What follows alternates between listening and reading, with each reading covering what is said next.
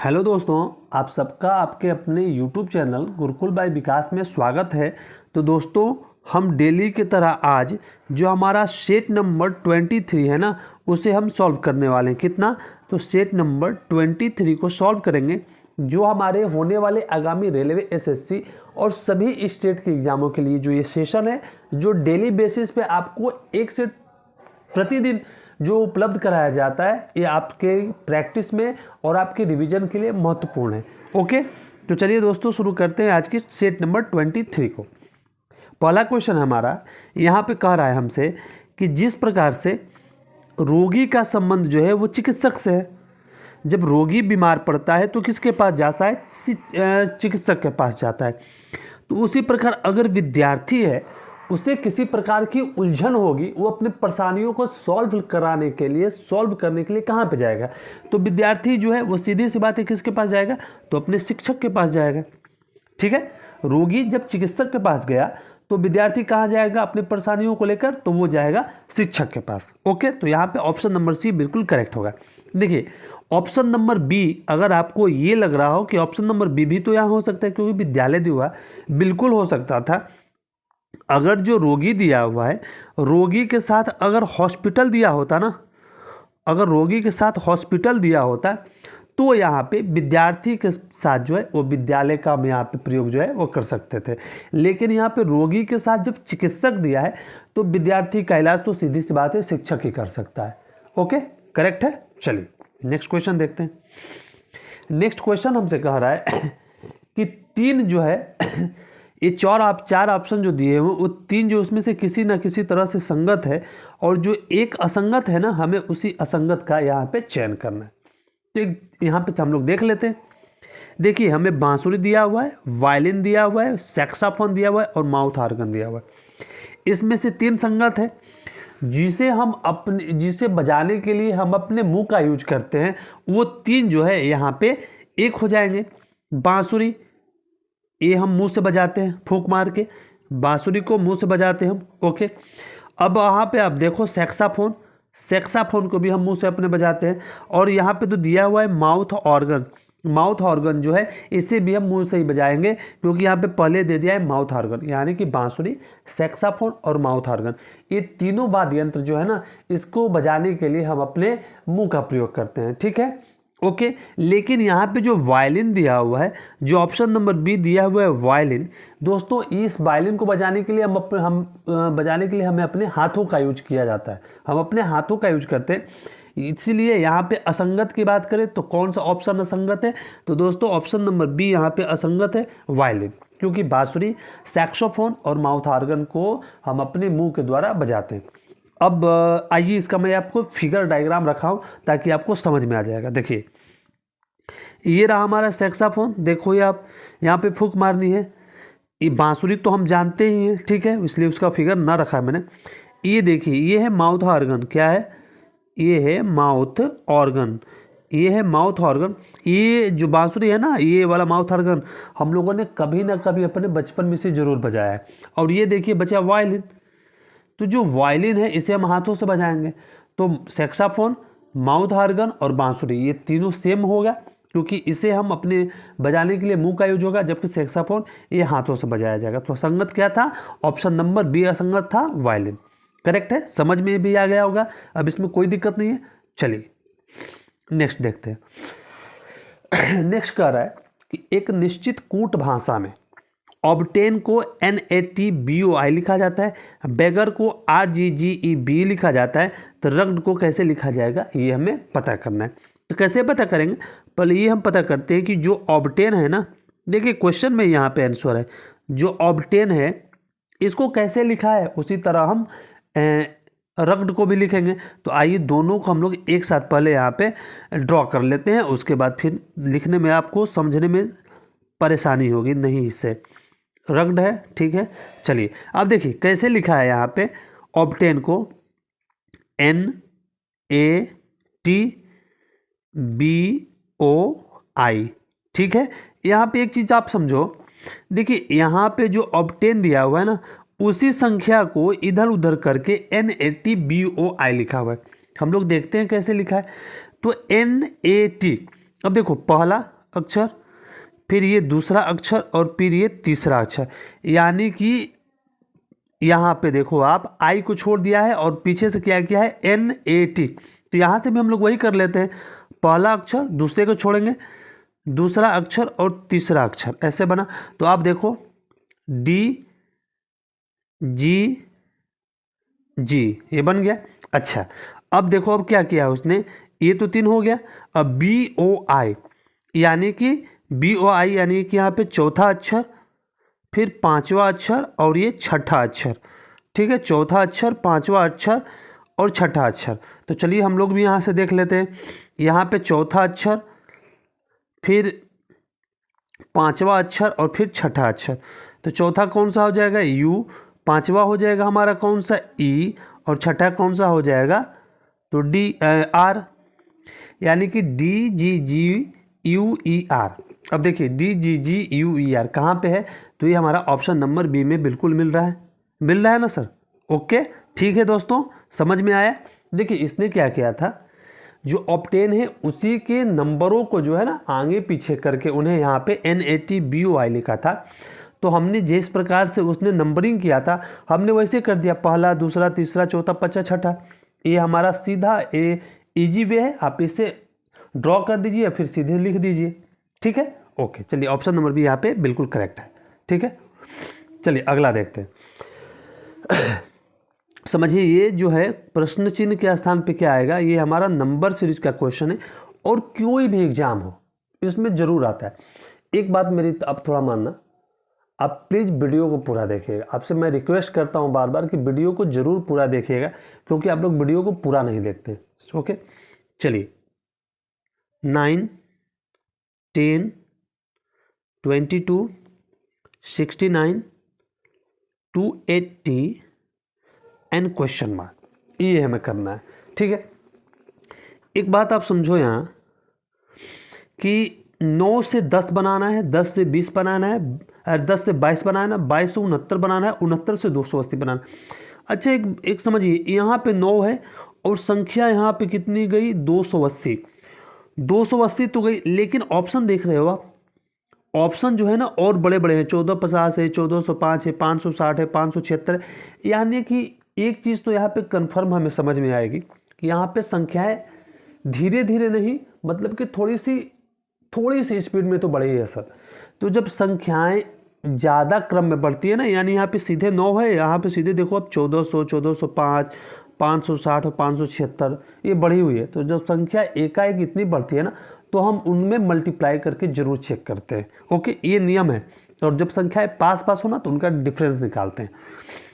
अब देखो ना मल्टीप्लाई, आप पूछोगे कि सर कैसे मल्टीप्लाई होगा, यहाँ पे देखो 10 दूना 20 मल्टीप्लाई हुआ है 2 से, मल्टीपल है 22 या 66, 69 चौके जो भी हो जाए, ठीक है। तो चलिए यहाँ पे हम लोग करते हैं, 9 से 10 बनाना है, कैसे करेंगे। अगर 9 में 1 से मल्टीप्लाई कर दें तो 9 और प्लस 1 को ऐड कर दें तो 10 हो गया जी। हाँ जी, इंटू 1 + 1।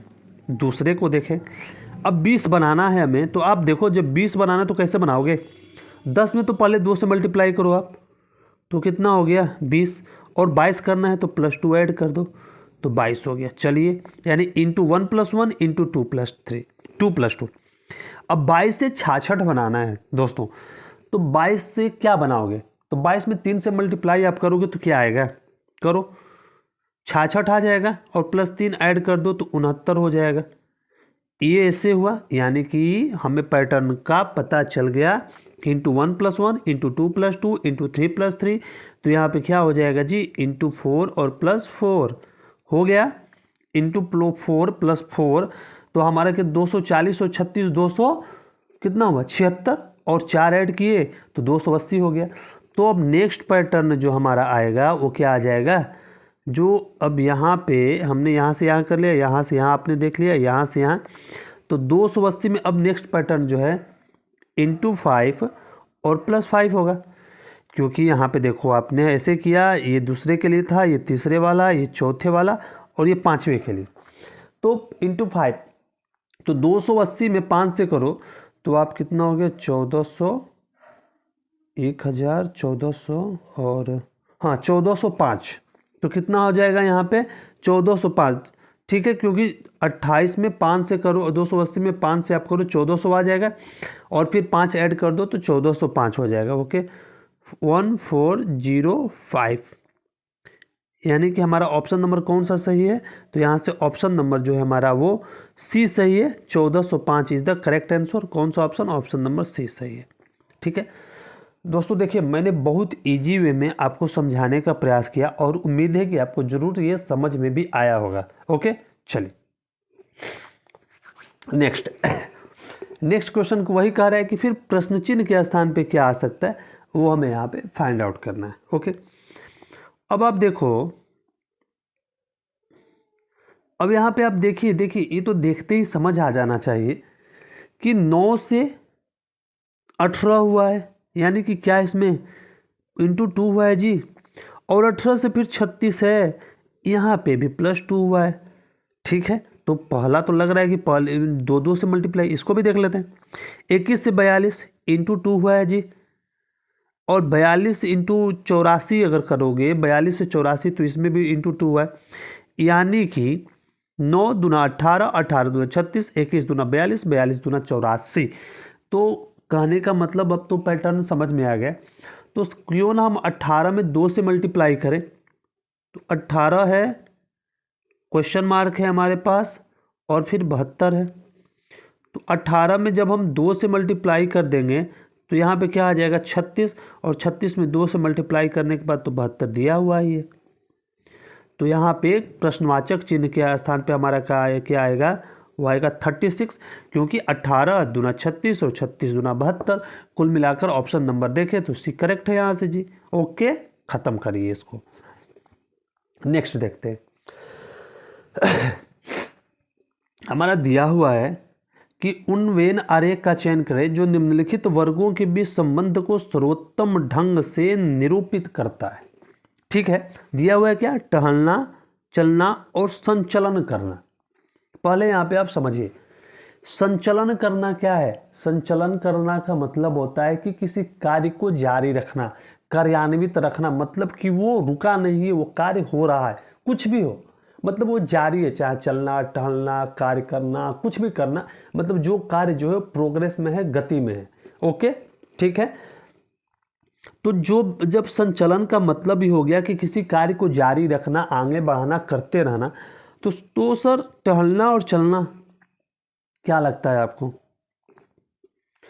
पहले तो आप देखिए, ये संचलन करने वाला डायग्राम हो गया कि कोई कार्य चल रहा है, ठीक है, उसके अंदर सब संचलन करना के अंदर ये दोनों आ सकते हैं कि नहीं, टहलना और चलना, क्योंकि टहलते हैं हम तो उसमें भी कार्य शुरू है, चल रहे हैं तो उसमें भी कार्य शुरू है। तो पहले तो आ जाएगा हमारा संचलन करना, ये जो है संचलन हो जाएगा, एस यानी कि संचलन करना। अब देखिए चलना हो जाएगा, उसके बाद हो जाएगा जी चलना, दूसरा वाला भाग चलना हो जाएगा, और जो लास्ट वाला भाग बचता है ना, ये क्या हो जाएगा, टहलना। ये चलना और ये संचलन करना। अब समझ लीजिए कैसे, कोई चीज कार्यान्वित है, चल रही है, ठीक है, उसके अंदर आ जाएगा हमारा क्या, चलना। जब हम चल रहे हैं, हम चलते हैं तो उसी को तो कहते हैं हम टहल रहे हैं। तो डायग्राम इसका ऐसे बनेगा, संचलन करना, फिर चलना, और चलने के अंदर ही आता है हमारा टहलना। ठीक है, ये चलने का पार्ट है। टहलते कब है, हम खाना खाने के बाद या सुबह में टहलते हैं, तो चलने के पार्ट में ही ना आएगा टहलना। ठीक है, तो समझ में आया होगा आपको कि संचलन करना, उसके अंदर डायग्राम में आ जाएगा चलना, और उसके नीचे आ जाएगा टहलना। कुल मिलाकर अगर बात करें तो ऑप्शन नंबर हमारा बी करेक्ट है, क्योंकि ये देखिए संचलन करना, फिर ये चलना और ये टहलना, ये तीनों यहाँ पे इस डायग्राम को बेहतर तरीके से बताता है। ये होगा नहीं ए, क्योंकि ये भी समझ लो, ये तीनों अलग अलग तो है नहीं, संचलन करना, चलना, टहलना, ये तीनों अलग अलग तो है नहीं। ये देखिए यहाँ पे कह रहा है कि दो एक है, एक अलग है, ये भी नहीं है। और ये जो कह रहा है कि संचलन में ही दोनों आ जाएगा, नहीं, चलना के अंदर आ जाएगा हमारा टहलना, तो ये भी गलत है। ऑप्शन नंबर बी यहाँ से बिल्कुल करेक्ट है। ठीक है, चलिए नेक्स्ट कह रहा है कि उस विकल्प, हाँ देखिए ये क्वेश्चन थोड़ा सा हमको इंपॉर्टेंट लगा इसलिए मैंने आपके लिए रखा है। उस विकल्प का चयन कीजिए जो निम्नलिखित वेन आरेख को सही ढंग से निरूपित करते। इसे समझिएगा, कहने का मतलब है यहाँ पे इसका, यहाँ भी वही डायग्राम बनाना है कि इनके अनुसार कौन सा डायग्राम जो है बनेगा। अब देखिए इंजीनियर दिया हुआ है, स्नातक दिया हुआ है और फ्रीलांसर दिया हुआ है। इंजीनियर दिया हुआ है, डॉक्टर दिया हुआ है और स्नातक दिया हुआ है, ठीक है। डॉक्टर दिया हुआ है, फिर से सर्जन दिया हुआ है, फिर से नर्स दिया हुआ है और डॉक्टर, फ्रीलांसर, इंजीनियर। एक बात समझो आप, इंजीनियर का, डॉक्टर, यहाँ पे डायग्राम देख रहे हो आप, डायग्राम जो है एक के अंदर एक है और दूसरा जो है इन दोनों में कॉमन है। यानी कि मैं आपको समझाता हूँ, देखिए आप यहाँ पे एक बात अगर पहले देखो तो देखो आप, जो स्नातक है, स्नातक उसके अंदर आ जाएगा क्या हमारा इंजीनियर। जो स्नातक किया है उसके अंदर आ जाएगा हमारा इंजीनियर। कहने का मतलब है कि जिसने बीटेक कर रखा है, जिसने सॉरी यहाँ पे ये बीटेक मान लो आप, इसने बीटेक कर रखा है और इसने क्या किया स्नातक, यानी कि इसने ग्रेजुएशन किया है, ग्रेजुएशन किया है। ये वाला हिस्सा जो है हमारा ग्रेजुएशन का है, ये वाला, ठीक, ऊपर वाला हिस्सा ये, और जो नीचे वाला हिस्सा है वो बीटेक का है। तो बीटेक जो है वो ग्रेजुएशन के अंडर में ही आता है ना जी। जो ग्रेजुएशन के अंडर में क्या आता है हमारा बीटेक आता है, और ग्रेजुएशन करने वाला और बीटेक करने वाला हमारा क्या हो जाएगा, बीटेक का मतलब आप क्या समझ रहे हो, इंजीनियर। बीटेक वाले इंजीनियर लिखते हैं। तो जिसने ग्रेजुएशन किया है, स्नातक किया है, वो इंजीनियरिंग करेगा, क्योंकि उस ग्रेजुएशन के अंदर में ही हमारा आ जाएगा क्या इंजीनियरिंग। और दोनों में कॉमन कौन है, जो दोनों को ऐसे कॉमन लोगे आप, ये कौन होगा, ये होगा फ्रीलांसर। और फ्रीलांसर क्या है आप पूछोगे, फ्रीलांसर, फ्रीलांसर क्या है, यानी कि जो अपने कार्यों को ऑनलाइन करता है, लेकिन घर बैठकर, जो घर बैठकर, ऐसा नहीं कि एक दिन के लिए दो, वो लंबे वर्क तक, एक एक साल, दो दो साल, या हमेशा हमेशा जो उनका वर्क है ना वो घर बैठ के करते हैं और अच्छा पैसा इनकम जो है वो कमाते हैं, उसे फ्रीलांसर कहते हैं, जो ऑनलाइन वर्क करते हैं। ओके, तो कहने का मतलब यहाँ पे अब सीधी सी बात हो गई कि जो बीटेक की ग्रेजुएशन किया है, ग्रेजुएशन के अंदर में हमारा आ जाएगा इंजीनियरिंग। तो जो इंजीनियर है वो क्या, और जो ग्रेजुएशन किया है, ये दोनों एक ही है, इसके ग्रेजुएशन के अंदर बीटेक आ जाएगा, तो ये फ्रीलांसर बन सकते हैं ना जी, ये ऑनलाइन काम कर सकते हैं घर बैठ कर ना। हाँ ठीक है। अब आप कहोगे यहाँ पे कि इंजीनियर और डॉक्टर, अगर इनकी आप बात करो तो देखो ये इंजीनियर और डॉक्टर, ये एक में तो आएगा नहीं, इसका जब भी डायग्राम बनेगा ना इंजीनियर और डॉक्टर का तो अलग बनेगा। इंजीनियर के अंदर ये स्नातक भले ही आ जाए, लेकिन डॉक्टर का अलग बनेगा, जबकि हमारा डायग्राम जो है ये होना चाहिए दोनों का कॉमन है, ये तो होगा नहीं। फिर दूसरा देखिए डॉक्टर, सर्जन और नर्स, फिर वही बात हुई, यहाँ पे भी वैसा बनेगा। डॉक्टर के अंदर तो सर्जन आ जाएगा, लेकिन नर्स इससे अलग हो जाएगी, ये भी गलत बन गया। अब फिर देखो डॉक्टर, इंजीनियर, अब डॉक्टर हो गया, इंजीनियर हो गया और ये फ्रीलांसर, ये तीनों अलग बनेगा। यानी कि कुल मिलाकर हमारा कौन सा ऑप्शन सही है, तो ऑप्शन नंबर ए यहाँ से बिल्कुल करेक्ट है, इंजीनियर, स्नातक और फ्रीलांसर। मैंने इसीलिए ये जो आपके वर्ड दिए हैं ना, इन्हीं को समझाने के लिए मैं एक क्वेश्चन लिया था। आशा है कि आपको समझ में आया, न समझ में आया तो कमेंट कीजिए, कल फिर से समझाऊंगा। ओके चलिए अगला क्वेश्चन है, अच्छा डायरेक्शन का क्वेश्चन है, चलिए शुरू करते हैं इसे। कह रहा है कि रजनी का मुख जो है उत्तर पश्चिम की ओर था। उत्तर पश्चिम, पहले आप ये देख लीजिए, उत्तर, दक्षिण, पूरब ये हो गया, और ये हमारा हो गया पश्चिम। उत्तर, दक्षिण, पूरब, पश्चिम। अब समझ लीजिए, अब समझ में आ जाएगा। उत्तर, दक्षिण, पूर्व, पश्चिम। कह रहा है कि रजनी का मुख जो है उत्तर पश्चिम, तो उत्तर और पश्चिम की तरफ बात करें तो ये होगा ऐसे, ये रजनी का मुख है। रजनी का मुख जो है उत्तर पश्चिम की ओर था, ठीक है, ऐसे था। वो 5 मीटर चली फिर बाएं मुड़ गई। रजनी जो है उत्तर पश्चिम के ऐसे जो है वो 5 मीटर चलती है और फिर किधर मुड़ जाती है, 5 मीटर उत्तर और पश्चिम, सही कर रहे ना, हाँ उत्तर पश्चिम की ओर था। वो 5 मीटर चली फिर बाएं मुड़ गई, यानी कि ऐसे मुड़ गई, ऐसे चलती है रजनी, ऐसे सीधे और फिर बाएं मुड़ती है और 3 किलोमीटर चलती है। बाएं यानी कि नीचे की तरफ बाएं, आप देखना, आप बनाओ खुद से भी। 5 किलोमीटर चली फिर अपने बाएं मुड़ती है, बाएं मुड़ी और 3 किलोमीटर चली, करेक्ट। उसके बाद वो पुनः दाएं मुड़ती है, तो पुनः दाएं मुड़ती है तो पुनः कैसे मुड़ेगी, ऐसे मुड़ेगी, ऐसे पुनः दाएं मुड़ गई अपने से। देखो आप, मैं इसे थोड़ा सा और लंबा कर देता हूँ, आपको समझ में आएगा।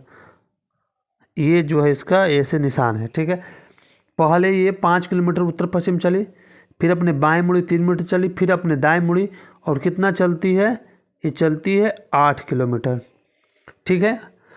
अब यहाँ पे वो चलती है और यहाँ पे रुक जाती है, यहाँ पे इसका एंड पॉइंट है, ये यहाँ पे अभी ये रुक गई, ठीक है।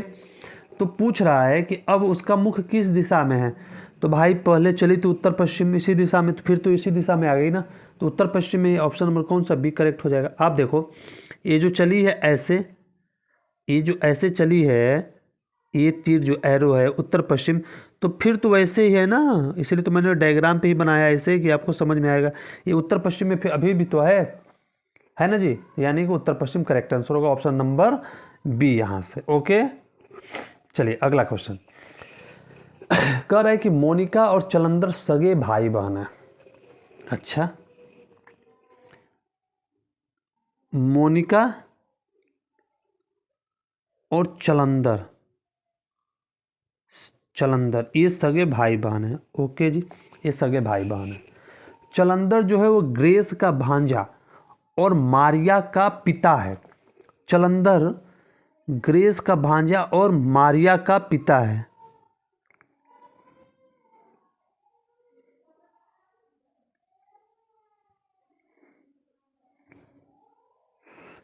ये हो गई मारिया। मारिया का पिता कौन हो गया, तो मारिया का जो फादर हो गया वो कौन हो गया, तो मारिया का फादर हो गया चलंदर। ग्रेस का भांजा है। चलंदर जो है ग्रेस का भांजा है और मारिया का पिता है, यानी कि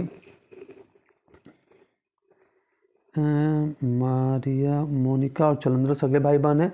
चलंदर जो है वो ग्रेस का, मारिया का पिता है और ग्रेस का भांजा है। अच्छा, ये भांजा है किसका, ग्रेस का।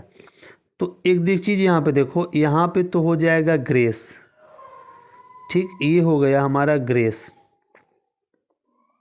ग्रेस का भांजा है।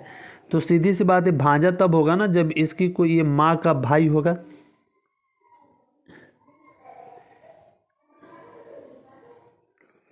इसकी, ये चलंदर की माँ होंगी, चलंदर की माँ होगी और माँ का भाई होगा, तो मामा हो गया, ये भाई बहन हो गए ग्रेस और इनकी माँ और ग्रेस और चलंदर हो गया। कैथरी जो है वो ग्रेस की बहन है, आ गया भाई।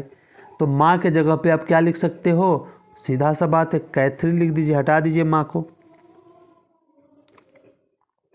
माँ की जगह पे क्या लिख दोगे, कैथरी। मैंने आपको समझाने के लिए माँ लिख दिया, कैथरी लिख दिया। फोबे जो है कैथरी की माँ है। कैथरी की माँ कौन है, फोबे। फोबे कौन है, तो फोबे जो है वो कैथरी की माँ है। अब बन गया, समझ में आ गया। ये फोबे हो गया, ये कैथरी हो गई, ये ग्रेस हो गया, ये हो गई मोनिका, ये हो गया चलंदर, ये हो गई हमारी मारिया, ठीक है। ओके, ये बन गया हमारा। समझ लीजिए डायग्राम बिल्कुल अच्छे तरीके से।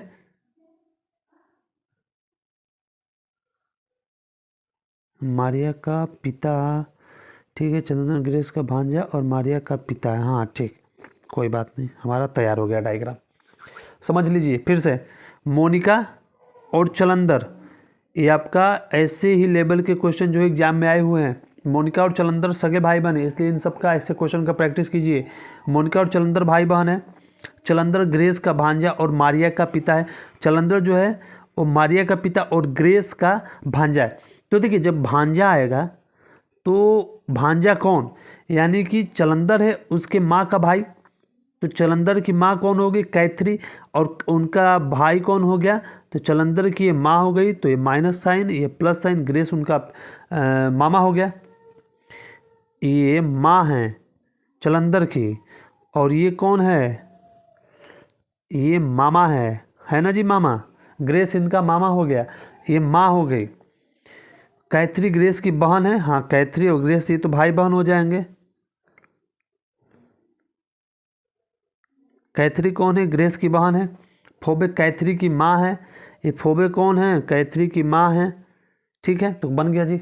अब पूछ रहा है कि मोनिका का फोबे से क्या संबंध है। मोनिका का फोबे से, अब देखो मोनिका का फोबे से, तो मोनिका ये रही, मोनिका की माँ कौन है, कैथरी, और कैथरी की माँ कौन नहीं, फोबे। तो मोनिका का फोबे से, तो फोबे की क्या लगेगी, मोनिका फोबे की क्या लगेगी, तो फोबे की क्या लगेगी, नातिन लगेगी, पोती लगेगी, सीधी सी बात है। तो यानी कि ऑप्शन नंबर अगर हम देखें तो कुल मिलाकर ऑप्शन नंबर ए यहाँ से बिल्कुल करेक्ट है। अच्छा क्वेश्चन था ये, एकदम मज़ेदार क्वेश्चन था, मज़ा आया। ठीक है, चलिए नेक्स्ट देखते हैं। अच्छा इसको सॉल्व कर लेते हैं। इसमें देखना क्या है, जो साइन दिया हुआ ना के क्यू जे टी, इसी को यहाँ पे रख के इसका मतलब दिया हुआ है सॉल्व करने। जैसे क्यू का अर्थ दिया प्लस, जे का अर्थ गुणा, टी का अर्थ है माइनस और के का अर्थ है भाग। ठीक है, वैसे करना है। देखो आप 18, के का क्या अर्थ है, के का अर्थ है भागा 3, क्यू का अर्थ क्या है, तो क्यू का अर्थ है +7। ठीक है जी। अब देखिए जे का अर्थ क्या है, तो जे का अर्थ है गुणा 2, टी का अर्थ क्या है, टी का अर्थ है माइनस, और बचा हमारा 8। देखिए जो पहली बार देख रहे हो ना, अब ध्यान से समझिएगा, जो साइन दिया हुआ है क्यू के, इनका मतलब भी आगे दिया हुआ है, वही हमने यहाँ पे पुट किया है। अब 18 में 3 से ख़त्म किए, 6 बचा, 7 दूना कितना हुआ 14, और यहाँ पे कितना हुआ -8, तो 14 और 6 भी हो कितना हो गया 20, और 20 में से 8 आप माइनस कर दो, कितना हो जाएगा 12 हो जाएगा भाई। या 14 में से 8 माइनस करो तो भी 6 होगा, और 6 12, कुल मिलाकर ऑप्शन नंबर यहाँ से देखें तो डी सही है।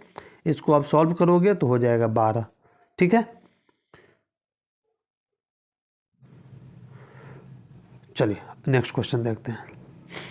नेक्स्ट क्वेश्चन कह रहा है हमसे, अच्छा 14 से 16 वाला, तो ये क्वेश्चन नंबर 14 है। ठीक, कह रहे कि प्रश्न संख्या 14-16 में निम्नलिखित रेखा चित्र में वर्ग लड़कों को, वर्ग जो है, अच्छा जो ये वर्ग है, ये जो वर्ग है ये लड़कों को दर्शाता है। ठीक है, वृत्त बौनों को दर्शाता है। ठीक है, त्रिभुज आकार जो है, यानी कि ये त्रिभुज, बैडमिंटन खिलाड़ी, और आयत आकार जो है लेखकों को दर्शाता है, ये राइटर को दर्शाता है। ठीक है, अच्छा ठीक है, ये राइटर को दर्शाता है।